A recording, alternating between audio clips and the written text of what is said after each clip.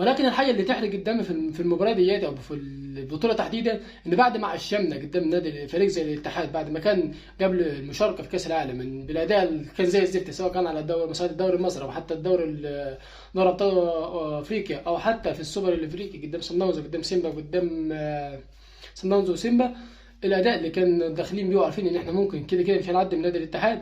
ولكن لما تفاجئنا في المباراه والاداء اللي الاهلي قدمه في مجمل المباراه قدام الاتحاد، وحتى لما دخلنا قدام فلومينسي البرازيلي قدرنا نقدم مباراه ممكن تكون افضل مباريات في الفتره الماضيه. ولكن الغريب في الامر اللي ممكن اللي يحرق قدام اكتر، ان انت بعد ما كنت بتسجل من انصاف الفرص في مباراه اتحاد جده، بتيجي في قدام فلومينسي بتجيلك اكتر من فرصه، اكتر من هدف، اكتر من حاجات محققه تسجيليه، الكره بتيجي على خط المرمى وتقف وما بتقدرش وبتعجز. وده الحاجه اللي تحرق قدامي بالنسبه لنا احنا. يعني احنا الفرصه دياتي فرصه النهائي دي مستنينها من ساعه موسيماني ايام البايرن بتاع بايرن ميونخ، وقلنا بايرن ميونخ عادي فكر فريق قوي وغلب برشلونه 8 وغلب مش عارف مين وغلب مش عارف مين، وكان بياكل اللي يقدر يلابس في ساعتها في اوروبا.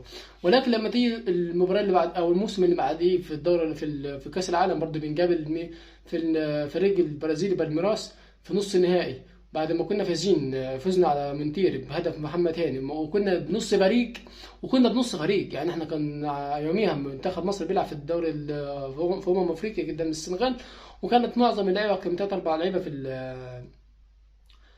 في النهائي بتاع السنغال. ولكن الغريب في الامر حتى لما جوه اللعيبه الاساسيه محمد الشناوي ومحمد شريف ومعمر السوليه ومش فاكر يعني الاسامي من فتره من 3 سنين ورا، ما قدرناش نأدي الاداء المطلوب، مع اننا نزلنا متحفزين، لا فيه هجوم ولا فيه دفاع ولا فيه اي حاجه. بيدخل فيك هدفيا من عادل لطفي اللي كان متألق في مباراه مونستير وقدر يخرج بالشباك، مش مونتيري قدر يخرج بشباك نظيفه. جه في مباراه بالميراس اللي كنا حافزين عليها الموسم الماضي في المباراه بتاعه تحديد المركز الثالث والرابع في ضربات الجزاء، وتألق فيها محمد الشناوي، بيجي على لطفي وبيغزيلنا وبيكسفنا في المباراه دياتي وبدايه حلو. فقلنا ما علينا الموسم الجاي ان شاء الله، ونيجي الموسم الجاي ما نصعدش الدورة لكأس العالم بحكم ان احنا خسرنا النهائي. ولكن لما تيجي الايام تخدمك وهوب المغرب تستضيف البطولة، فالوداد كده داخل في صاحب بطل القارة، فعايزين واحد يستضيف اللي هو المستضيف، فراح داخل الاهلي بصفته وصيف القاره، ونوصل لكاس العالم ونلعب ونستضيف في فريق مونتيري الاتحاد الفريق سياتل والفريق الثاني اوكلاند سيتي، ونقدر نفوز على اوكلاند سيتي في البدايه 3-0 كده 1-0 على سياتل. ولكن بتيجي تصطدم بفريق زي ريال مدريد برغم الفرص اللي ضيعناها وبرغم كل حاجه اللي عملناه واللعيبه واداء كان 10/10 في طول المباراه، والا باستثناء اخر 10 دقائق او اخر 7-8 دقائق من المباراه اللي دخل فيها 3 جونين وكان الماتش خلص 4-1. ولكن الحاجه اللي تحرق قدام ان انت بتلعب بتروح وبتضيع وبتوصل للمرمى وفي الاخر بلا اي جدوى انت قاعد تحرق في دمنا احنا. يعني احنا كجمهور لو عارفين ان انت مش هتقدر توصل للنهائي ما كناش هيتعشمنا فيه، ولكن احنا شايفين الاداء وشايفين الفرق اللي انت بتلعب بيها. فريق زي ريال مدريد لو كنا سجلنا فيه نص الفرص كنا على الاقل كنا بقينا 2-2، مش هقول لك بقينا 4-4، بقينا 2-2. واللي احنا اللي خلانا داخل فينا 4 تجوال ان احنا خلاص حبينا نعوض، وان احنا طمعنا في الماتش ان احنا كده كنا بنوصل، فاحنا فتحنا خطوط، فبالتالي دخل فينا الهدفين في اخر 5 دقائق من وقت الضيعه، وقبل في الدقيقه 87 او 88 الهدف الثالث والهدف الرابع جه في الدقيقه وقت الضايع. ولكن الحاجه اللي تحرق قدامنا احنا برضه حتى لما جينا ولعبنا في قدام فلامينجي الماتش اللي كان حاجه تحرق قدامنا واخر خرا من اللعيبه، سواء كان محمد هاني سواء كان محمد شريف سواء كان علي ودانج، حتى لما نزل في المباراه ديت اللي اعطاهم هدفين بعد ما كنا مفايزين 2-1 اتقلبت النتيجه علينا بقت 4-2 وحاجه كده كانت هي اخر خرا. اما عاد لما جينا على فزنا على الوداد السنه دي وصعدنا الدوري كاس العالم ووقعت بينا القرعه، قلنا خلاص الفرصه الاخيره واخر نسخه، وبعد كده ممكن من الصعب ان نوصل لكاس العالم او نوصل للادوار المتقدمه بحكم ان هتبقى 32 فريق.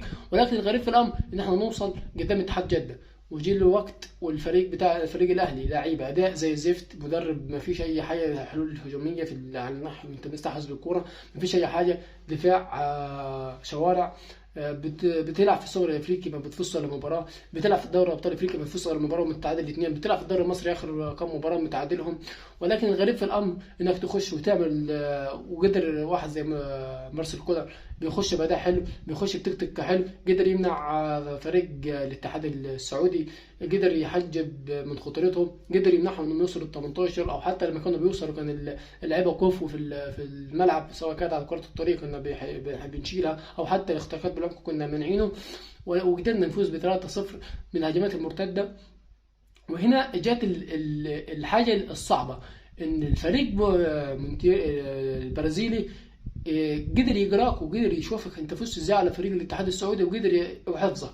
انت لما فزت على الاتحاد السعودي ما كنتش ماسك كوره، كان الاتحاد السعودي كان بيجي في فتره من الاوقات في المباراه كان بيوصل استحواذ 60 و70% او ممكن 65%، ولكن لما الفريق البرازيل عرف دلوقتي صدق الكوره، فقال لي انت كده كده طالما معاك الكوره مش هتقدر تسجل بيها، لان انت ما عندكش اي حلول دفاع، اي حلول هجوميه وانت معاك الكوره، مش عارف تبني، مش عارف تخترق، مش عارف تعمل عرضيات، مش عارف تخترق من العمق، مش عارف تعمل اي حاجه، حتى تسديدات من بره 18 ما كانش فيه، ما بيجد حيله.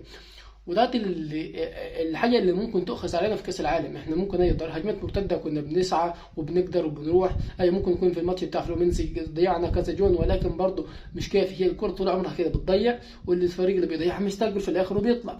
ولكن الغريب في الامر انك لما تطلع من فلومينسي، وانا عن نفسي ما اتفرجتش على المباراه بتاعت الاوارا دياتي لان ما كانش ليا نفس، حتى لو مركز ثالث اللي خدناه وانا كنت متاكد ان احنا هناخده، ما كانش لي نفسي ان انا اتفرج على المباراه ولا اللعيبه دياتي. ولكن لما ببص اول تلت ساعه ولا اول 25 دقيقه من المباراه 2-0 للنادي الاهلي، هي تحرق الدم.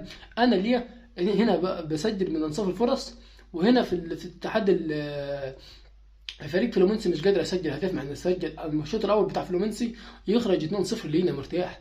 ايوه تقول هم جابوا الكره في العرض، ولكن الكور يعني مش هقول لك لا تسديدات كده طايشه وخلاص، مفيش اي لعب منهم، كنا قادرين نحجبهم، كنا قادرين نمنعهم من الدخول ال 18، كنا قادرين نفسد عليهم هجماتهم. ولكن الحقيقه تحت قدام فينا احنا ان اللعيبه بتاعتنا بتيجي في المباريات اللي احنا مش عايزينها. احنا بالنسبه لي مركز ثالث ممكن يكون الف مبروك للعيبه اللي توجوا بالمجهود اللي عملوه قدام فلومنسي، ولكن احنا كان نفسنا في الفضيه. مش هقول لك ان احنا ناخد الكاس العالم، على الاقل فضيه، احنا اكتر فريق واخد برونزيه، احنا مش عايزين برونزيه، احنا عايزين فضيه. ولكن اللي تحت قدامي في المباراه دياتي ان انت لما توصل واحد زي علي معلول، واللي كنا كل الناس جايبه سكاكين وبتنغص في علي معلول، بيثبت لا ان هو على الرغم ان هو عنده 34 سنه، لا ده اللعيب مش 34 سنه ولا 35 سنه، اقسم بالله العظيم لعيب. انا عندي يضيع يضيع نهائي كاس عالم، منتخبات مش هقول لك ولا اقول لك كده كده منتخبات مش هيضرني، يضيع نهائي كاس عالم النادي الاهلي وعادي، اقسم بالله العظيم على زي على راسي من فوق. علي معلول اللي بيقدم مباراه موسم ورا ورابع 5-6 مواسم مع النادي الاهلي، ما قدرش يبخل، ما بخلش علينا بنقطه عرق.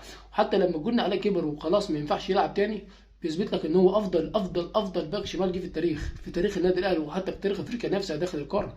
فانت ما تجيش تقول لي علي معلول. ولكن لما تيجي تبص على الفريق 4 اهداف ومضيع ضربه جزاء ومضيع هدف اوف سايد، وتلاقي الاهداف كتيره داخله وبحلول هجوميه، وتيجي تبص في ماتش زي فلومنسي اللي قبليه ب3 ايام مش قادر تجيب هدف ويحرق دمي انا كمشجع. لا هنا لازم تقول ان اللعيبه دياتي فيها حاجه، انتوا ليه مش بتلعبوا كده في كل المباريات؟ ليه؟ يعني حاجه تحرق قدام، ليه قدام فلومنسي عاجزين؟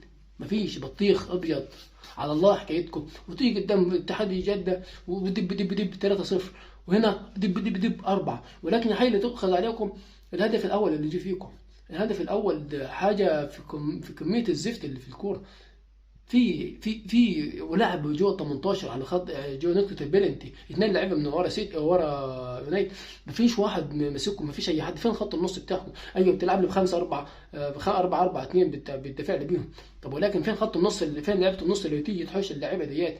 دي فريق جون ما يخشش في فريق من الدرجه الثالثه يا جدع، مش كده.